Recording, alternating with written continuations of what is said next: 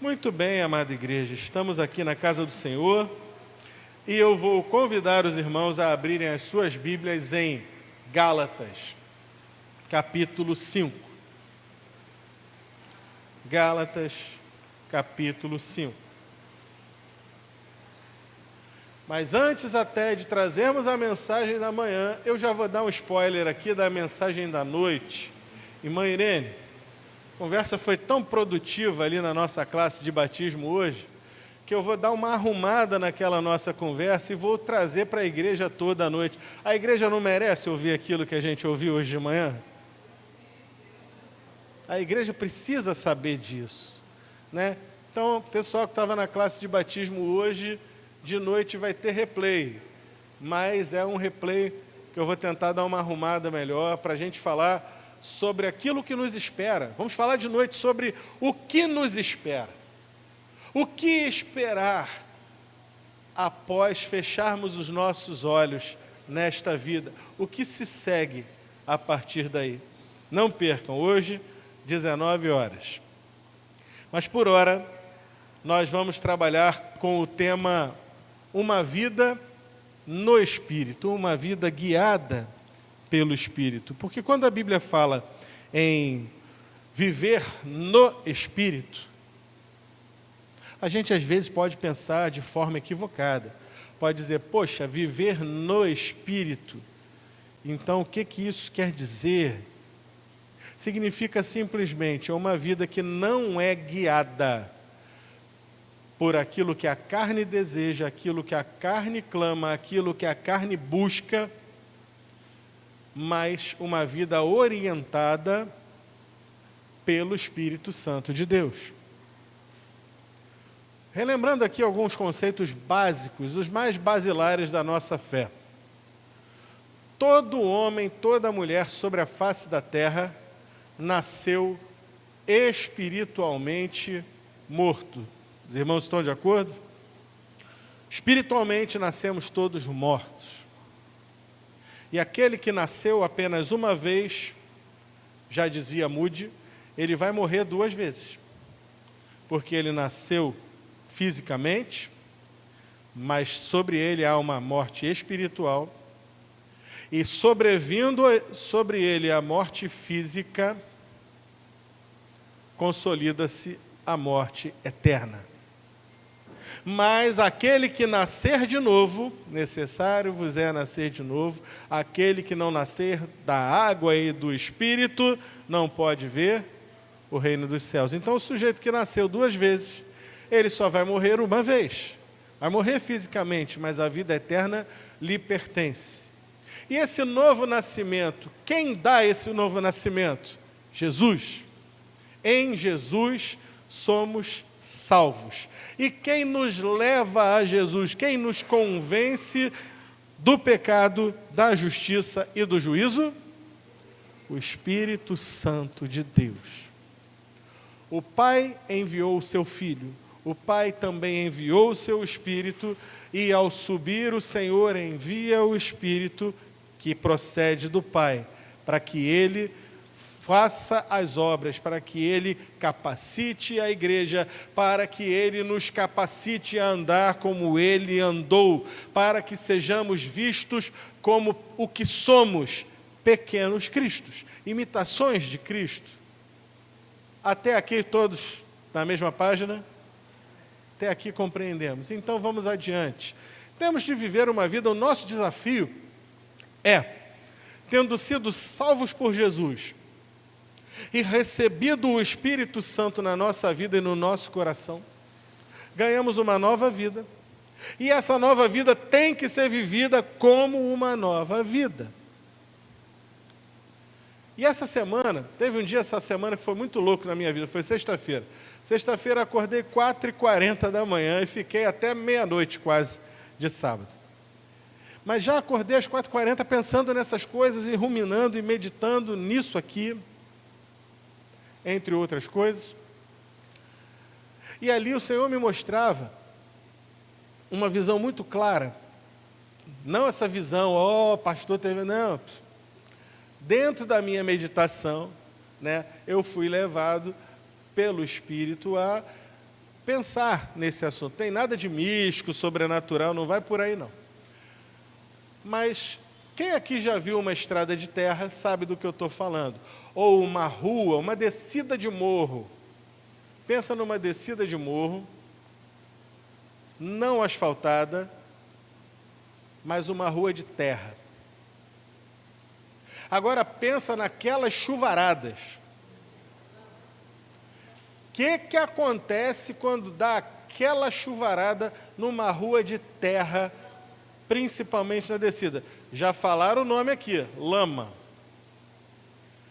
E quando a água passa, e quando ela depois daquela chuvarada que leva tudo, ela para, e o chão já não está mais encharcado, aquela ladeira, ela está lisinha, perfeita, não é isso? Não? A água corre, e ela faz sulcos profundos, rachaduras, e aquela terra, você já viu a terra sulcada, rachada, esburacada. Depois aquilo ali vai ter que ser preenchido com alguma coisa e passar a máquina por cima para dar uma acertada. E na próxima chuva, adivinha, vai tudo de novo. A tua vida e a minha vida é assim também. Porque nós nascemos e fomos concebidos, infelizmente, como pecadores.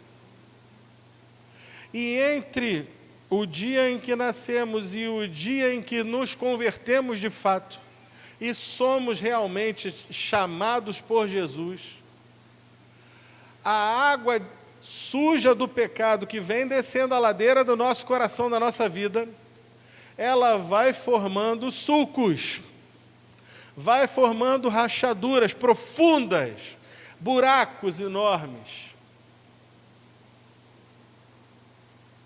E um belo dia vem o Senhor e nos resgata e diz: eu vou pegar essa rua esburacada aqui para mim. Aí eu te pergunto, imediatamente aquela rua passou a ser dele, sim ou não? Sim, ele disse, essa rua é minha. Mas é imediatamente que a rua vai ser consertada? Um passe de mágica, pá, está resolvido? Existe um ato de compra. Ele comprou aquela rua esburacada que era o meu coração e o seu. Esse ato se chama salvação. E agora, essa rua, para ficar perfeita, ela vai precisar de passar por um processo. Esse processo é um processo de preencher as imperfeições, de retirar o lixo, de socar e cavar e colocar ali novo material firme, tirando todas as incoerências, as imperfeições, para ao final você poder entrar com um piso firme e definitivo. O nome desse processo é santificação. Assim como o asfaltamento de uma rua dá trabalho, você tem que passar a máquina, cortar tudo, cavar, preparar o solo. Depois você tem que passar aquele líquido de asfalto, aquela cola que eles passam, e fazer a camada de asfalto, e passar a máquina, achatando aquilo, compactando. Assim a nossa vida também, ela vai passar por um processo. Estamos em pleno processo de tirar as marcas do pecado, que na nossa vida às vezes são profundas. E quando eu falo em marcas aqui, pode ser que alguém pense aquilo que a gente diz assim, são as marcas que o pecado deixou na minha vida, a marca de uma tristeza que eu tenho porque eu fiz isso, ou porque eu aprontei aquilo. Não é só isso não, isso também. Mas quando eu falo em marcas, eu quero ir um pouco além, eu quero pensar o seguinte: nas manias, nos costumes que nós adquirimos pelo nosso uso e abuso do pecado. Vocês já viram o que acontece quando tem água? Quando a gente fala em água, a água sempre vai correr, sempre, pelo caminho de menor resistência. A água sempre vai correr para onde não tem resistência. Se tiver resistência, a água bate ali, dá a volta e segue o rumo. A água não sobe montanha, ela dá a volta. Da mesma forma, a nossa vida, a nossa caminhada, funciona assim também. Porque nós somos gente de carne e osso. Nós temos um coração que ainda é imperfeito. Portanto, às vezes, nós temos que estar sempre ligados. Porque, como eu dizia ainda agora, às vezes, a gente é tentado a deixar a água correr por onde ela sempre correu. Me converti, mudei de vida. Mudei em alguma coisa grande na minha vida, mas há alguma coisa que eu considero um pouco menos importante? Por exemplo, a mentira. É uma mentirinha normal, uma mentirinha branca, dizia o pessoal antigamente. Mas a mentirinha deixou lá a marca dela. E a água continua fluindo por ali. Você precisa secar essa fonte. Quantos estão entendendo? Mas isso aí não é desonestidade. Todo mundo faz. Está lá o vazamento. Quem aqui gosta de ter vazamento na sua casa? Ou pior, infiltração. O pecado é a própria infiltração. E a água do pecado vai passar, aquela água suja vai querer passar por ali onde sempre passou. Por isso nós precisamos do trabalho do Senhor, do trabalho que nós precisamos nos colocar debaixo das mãos dele, vivendo no Espírito. Viver no Espírito é uma coisa para todo crente e é uma coisa que só o crente pode fazer. Porque sem Jesus no coração, esse Jesus que transforma, não dá.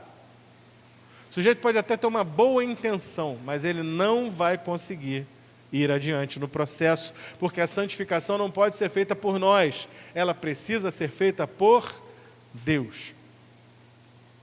Não adianta eu chegar em casa e dizer, olha, descobri que eu tenho um nódulo ou tenho alguma coisa que eu preciso tirar. Se eu não me deitar lá e me submeter ao médico que vai fazer o procedimento, não tem cura, não tem conserto. E quem deu o amém aqui sabe do que está falando. Ele mesmo acabou de passar por isso e está aí curado pela mão do Senhor por intervenção dos médicos. Você e eu precisamos, de uma vez por todas, entender que é preciso... Sabe aquilo que Paulo disse? Que apresenteis os vossos corpos como sacrifício vivo, santo e agradável a Deus. Um sacrifício no altar, ele não fica vivo. Se tem uma coisa que ele não fica, é vivo. Mas Paulo está dizendo submetam-se. Fiquem no altar como sacrifício. A vontade é sair. A vontade é fazer outras coisas, é continuar o que sempre foi. Afinal, a vida é minha. Mas submetam-se como sacrifício vivo. Se coloquem debaixo da mão do Senhor para que Ele haja. E o desafio é deixar o caminho torto. Lembra da música? Né? Havia um homenzinho torto, morava numa casa torta. Pois é. Todo mundo aqui conhece essa. É isso. O desafio é deixar de ser torto, porque um dia a Bíblia achou, e tudo que era torto,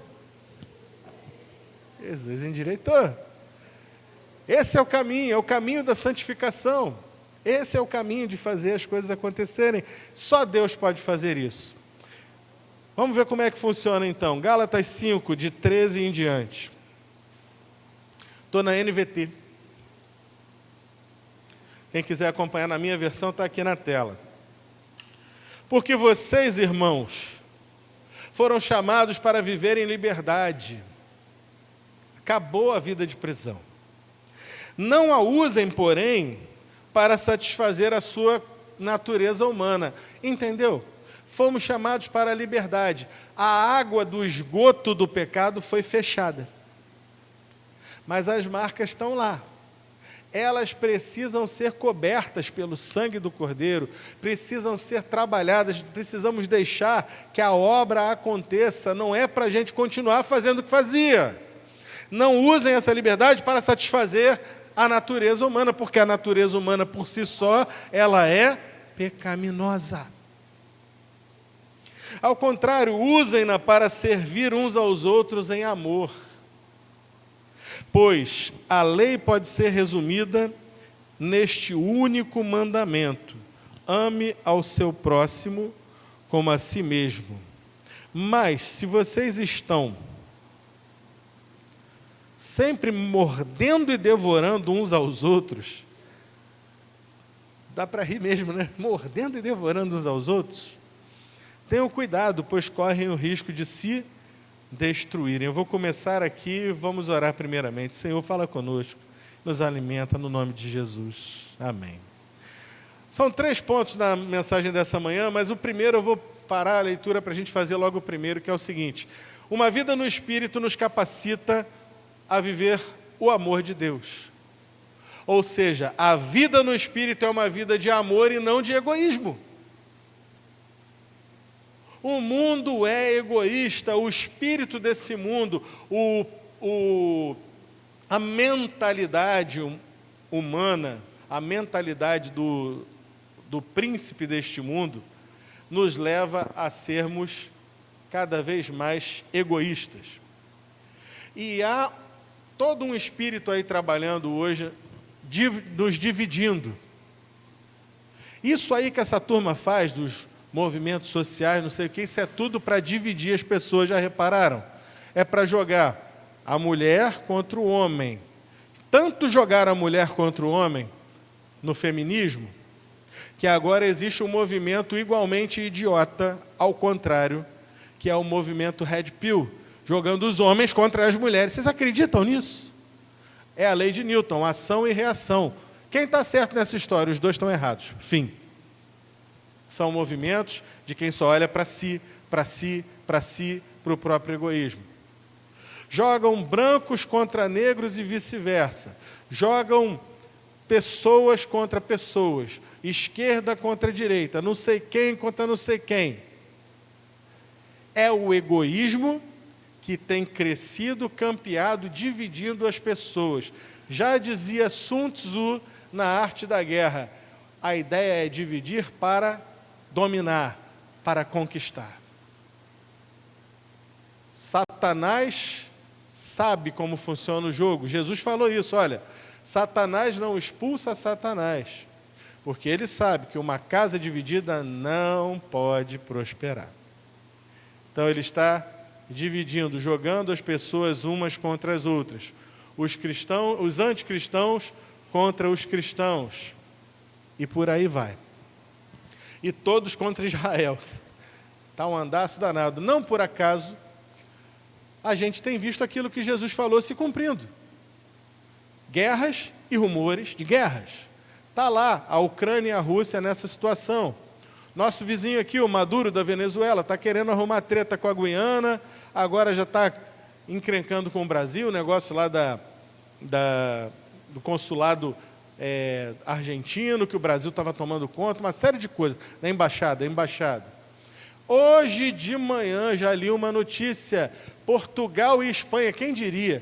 Portugal e Espanha estão se estranhando por causa de uma cidade lá de Portugal. Então vejam, guerras e rumores de guerra. Por que isso acontece? Egoísmo. O que o Espírito faz? Tira de nós o egoísmo. O que a Bíblia nos ensina? Aprendam a considerar os outros como superiores a vós mesmos.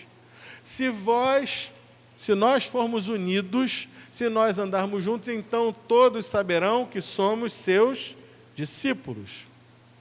Só uma vida no Espírito nos capacita a viver uma vida em verdadeira comunidade.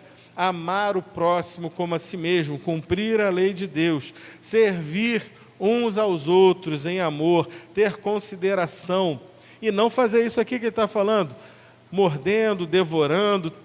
Não, porque como já disse alguém, se levar a ferro e fogo a ideia do olho por olho, dente por dente, vai acabar todo mundo cego e banguela. Então a gente precisa se entregar ao Espírito. Temos vivido uma vida comunitária de fato, como igreja, e dando esse exemplo na nossa família, de deixar de lado o egoísmo. O egoísmo é uma marca do pecado. Esse buraco, esse Grand Canyon do egoísmo que está no nosso coração, marcado pelo pecado, ele precisa ser tapado. Para isso, o Espírito Santo precisa agir em nós. Entregue o teu egoísmo nas mãos do Senhor, se isso tem acontecido na tua vida. Vamos ler agora do 16 ao 21. Por isso digo, deixem que o Espírito guie sua vida. Assim, não satisfarão os anseios da natureza humana. A natureza humana deseja fazer exatamente o oposto do que o Espírito quer. E o Espírito nos impele na direção contrária àquela desejada pela natureza humana. Essas duas forças se confrontam o tempo todo, de modo que vocês não têm liberdade de pôr em prática o que intentam fazer. Lembra aquilo que Paulo falou lá em Romanos? O bem que eu quero fazer. Paulo experimentou isso. Ele agora está dando aula aqui, ele já entendeu como funciona. Mas foi ele que lá no começo da sua vida cristã, ele dizia, o bem que eu quero fazer eu não consigo, porque a minha carne me impele a fazer o mal. O mal que eu não quero, esse faço. Agora, mais amadurecido, Paulo está dando aula de como a coisa funciona. Verso 18. Quando, porém, são guiados pelo Espírito Santo, não estão debaixo da lei. Quando seguem os desejos da natureza humana, os resultados são extremamente claros. Olha o que acontece quando a gente deixa a água correr por aqueles sulcos que já foram feitos pelo pecado na nossa vida. Imoralidade sexual, impureza, sensualidade, idolatria, feitiçaria, hostilidade, discórdias, ciúmes, acessos de raiva, ambições egoístas, dissensões, divisões, inveja, bebedeiras, festanças desregradas e outros pecados semelhantes. Já está ruim, mas a continuação piora. Repito o que disse antes, quem pratica essas coisas não herdará o reino de Deus. E aí, é preciso deixar o Espírito asfaltar essas coisas ou não? Preciso. Essas marcas precisam ser tratadas e só o Espírito pode tratá-lo. Lembra, por exemplo, aqui, pastor, mas isso é muito difícil, é por isso que é um processo. É um processo de cura. Eu me lembro, por exemplo, de um homem, não sei se vocês já ouviram falar desse homem, que está contada a história dele na Bíblia, parece que o nome dele era Moisés. Quem já ouviu falar de Moisés aí? Então, Moisés era um garoto, criado lá como príncipe do Egito, tomando leite de cabra, forte como um touro, viveu playboy no Egito. Até que um dia, tomando consciência da sua origem, sabiam que ele era hebreu, ele viu um egípcio se levantar lá contra um hebreu e ele acabou matando o egípcio. Quem mata alguém é um assassino, sim ou não? Matou num acesso de raiva. Fugiu. Foi para Midian. Quando ele fugiu para Midian, ele tinha 40 anos. Quando ele saiu de Midian para voltar para o Egito, Deus tinha falado com ele. Ele agora já tinha 80 anos. 40 anos haviam se passado. Acontece tudo aquilo que aconteceu, 10 pragas, o povo sai, vai para o deserto adorar ao Senhor. Começa a caminhada. A certa altura da caminhada, 3 homens se levantam, Coré, Datã e Abirão, querem se levantar contra Moisés, fazem uma insurreição. E Moisés, que era brabo, matador, pega da espada, levanta e faz o quê? Não pega da espada, não levanta. Aquele Moisés, brabo que só, depois que se encontrou com Deus, ele simplesmente se ajoelha e põe o rosto no pó diante de Deus. E esse texto não diz só isso. Esse texto diz que não havia sobre a terra varão tão manso quanto Moisés.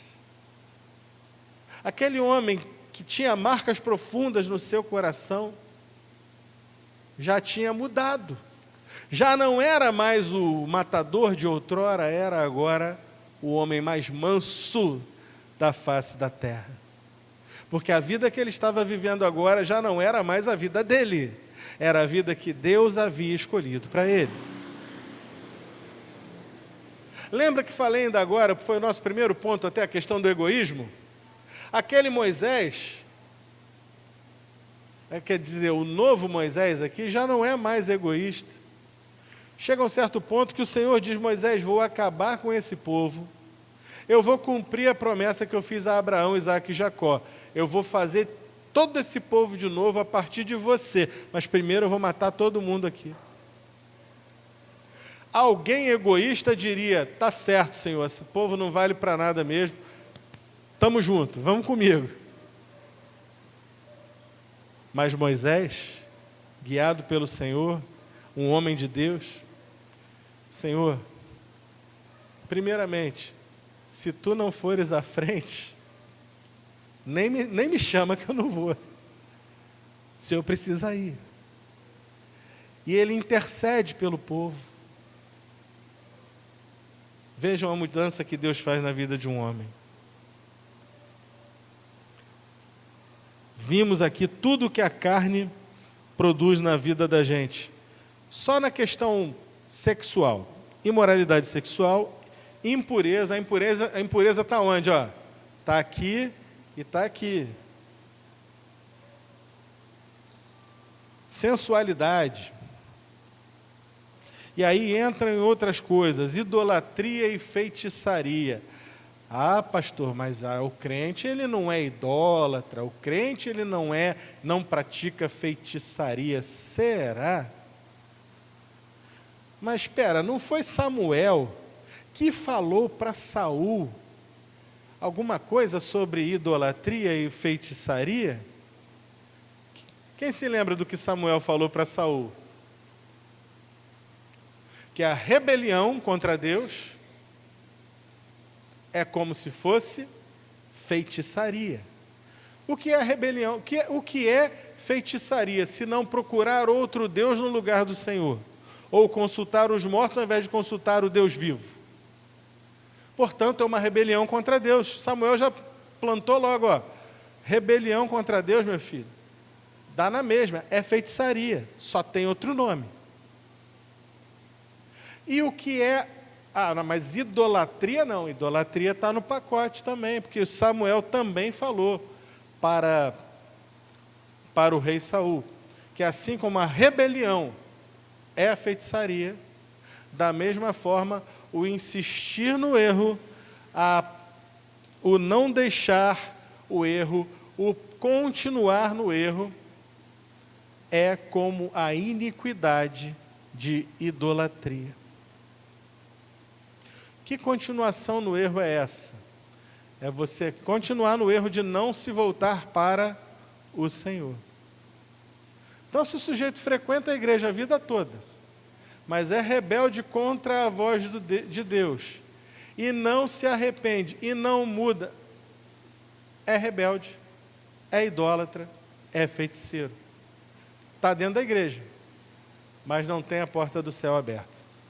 Por quê? Porque não foi trabalhado pelo Espírito de Deus, porque continuou levando na teologia do Zeca Pagodinho, deixa a vida me levar, vida leva eu. E a água suja correndo e fluindo e abrindo mais canais na terra do seu coração. Hostilidade, discórdia, ciúmes, acessos de raiva, ambições egoístas, dissensões, divisões, inveja, bebedeira, festança, desregradas e outros pecados semelhantes. Caminho de quem não abandona, de quem não se deixa mudar pelo Espírito. Está claro, não herdará o reino do céu. Você não sabia disso, está sabendo a partir de hoje. Quem tem ouvidos para ouvir, ouça. Primeiro ponto, a vida no Espírito é uma vida de amor e não de egoísmo. Segundo ponto, que foi esse que eu li todo agora, a vida no Espírito vence a inclinação na carne. Ao homem natural é impossível deixar todas essas coisas aqui.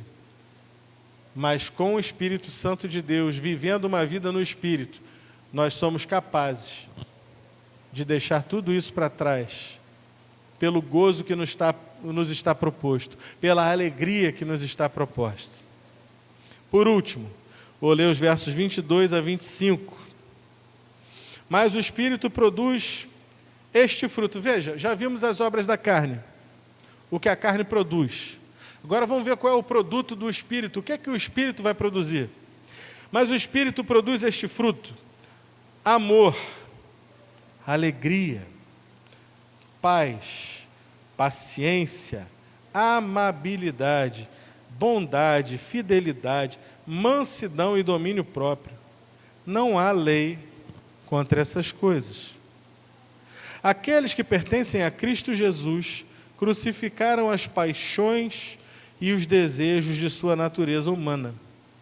Uma vez que vivemos pelo Espírito, sigamos a direção do Espírito em todas as áreas da nossa vida. Os irmãos conhecem esse texto aqui como o fruto do Espírito. Aqui nessa versão diz, o Espírito produz este fruto. É o fruto do Espírito.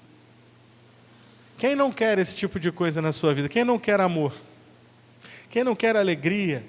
Paz? Gente, paz é talvez nesse mundo paz seja a coisa mais escassa. As pessoas estão tentando comprar paz.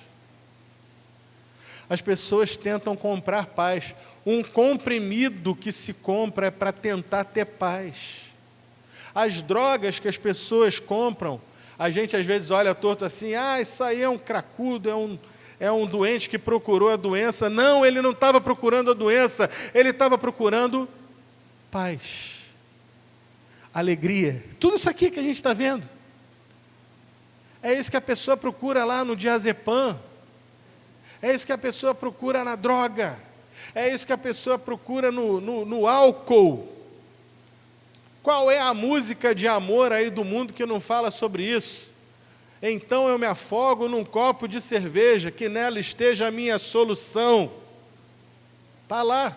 Essa é do Só para Contrariar, para citar um exemplo. O povo quer isso. Entende que se afogar num copo de cerveja é a solução. Uísque ou água de coco, para mim tanto faz, cantava o Naldo. O povo quer isso. Mas o que eles querem? Simplesmente beber, ficar doidão? Não, eles querem ter uma sensação prazerosa, que eles não sabem que é apenas passageira, que vai cobrar um preço muito alto na sua doença, na sua saúde, e que pode ser obtida gratuitamente em Cristo. Quem pode dar a verdadeira paz? Não é a cerveja, não é o uísque, não é o álcool, não é a droga, não é o crack, não é a cocaína, não é a maconha. Todo mundo diz, não, a maconha acalma. Vai se acalmar em Jesus, meu filho. Jesus acalma de fato. Acalma não a tua mente, mas acalma a tua tempestade interior. Porque antes você era perdido, não tinha paz com Deus, agora tem. Antes você andava errante, perdido pelo mundo, agora você tem um caminho para seguir e vai receber algo que foi conquistado por Jesus, que é a vida eterna. Todos nós aqui vivemos, de certa forma, uns mais, outros menos, preocupados com dinheiro. Isso aqui preocupa, não preocupa? Às vezes, mês passado o pessoal estava reclamando, já é dia 45 de agosto, esse mês que não acaba. Por que o povo está falando que o mês não acaba? Porque o mês está acabando antes do dinheiro. O salário acaba antes do mês. Tem mais mês que salário. Ó, que luta! É isso que o povo fica louco. Dinheiro, o que eu vou fazer? Como será o amanhã? Será que eu vou conseguir comprar uma casa para eu morar? Será que eu vou conseguir sustentar essa casa? Será que eu vou ter com o que comer, o que vestir? Jesus sabe dessas nossas necessidades. E eu tive o prazer de ler essa semana para a Helena. Olhai para as aves do céu, que não semeiam nem plantam. Olhai para os lírios do campo. Promessas. Temos olhado para as promessas e buscado verdadeiramente fazer aquilo que o Salmo 37 diz, entregar o caminho ao Senhor e confiar nele. Se fizermos isso, vamos viver, vamos nos habilitar a viver o plano de Deus para a nossa vida, que é deixar o Espírito trabalhar e produzir em nós esses frutos, ou melhor, este fruto com esses gomos aqui que nós estamos vendo. Amor, alegria, paz, paciência, amabilidade, bondade, benignidade. Paulo vai dizer, contra essas coisas não há lei. Porque eu não sei se vocês repararam, mas alguns versículos antes, ele falou sobre a lei também. Que a lei, na verdade, foi no versículo 18. Quando são guiados pelo Espírito, não estão debaixo da lei. Então, o que ele está fazendo é um link aqui do versículo 18 com esse outro versículo que vai dizer, contra essas coisas que são do Espírito, não há lei. Não há lei contra a alegria, a paz, paciência, a amabilidade, bondade, fidelidade. A lei de Deus não fala nada contra essas coisas, porque elas são produzidas pelo Espírito. E esse terceiro ponto se diz, só quem vive no Espírito é capaz de produzir frutos. Nós precisamos deitar na mesa de operação, deitar no altar e sermos sacrifício vivo ali, deixando que o Espírito ilumine, mostre a vergonha daqueles buracos feios que o pecado deixou na nossa vida. Deixar que Ele veja a carne viva, para que Ele tire cada um daqueles vermes, que Ele possa nos sarar. Voltando aqui para a figura da estrada, para que Ele possa cavar, tirar toda a sujeira e colocar uma nova base, uma base firme, sólida, para que depois Ele possa pavimentar e nos encontrar perfeitos, porque fomos aperfeiçoados por Ele. Nessa manhã a gente saia daqui para viver uma vida orientada pelo Espírito Santo de Deus, porque em todas essas coisas nós seremos sim mais do que vencedores, vivendo uma vida de amor e não de egoísmo, uma vida que vence a inclinação da carne e uma vida que produz frutos também em outras vidas. Amém, meus irmãos? Deus eterno, fala conosco. Se o Senhor falar, isso basta. Que cada irmão saia daqui nessa manhã, levando a preciosa semente no seu coração, e que essa semente faça a obra que o Senhor designou. Em nome do Senhor Jesus, amém. Vamos louvar.